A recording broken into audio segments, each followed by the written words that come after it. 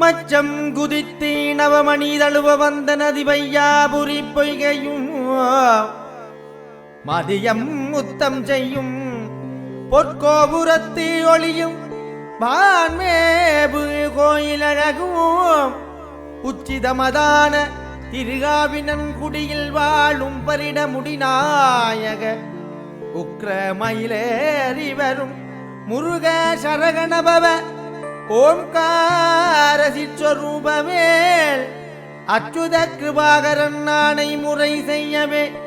ஆழியை விடுத்தானையை அன்புடன் ரச்சித்த திருமால் முகுந்தன் எனும் ஹரிகிருஷ்ணராமன் மருகன்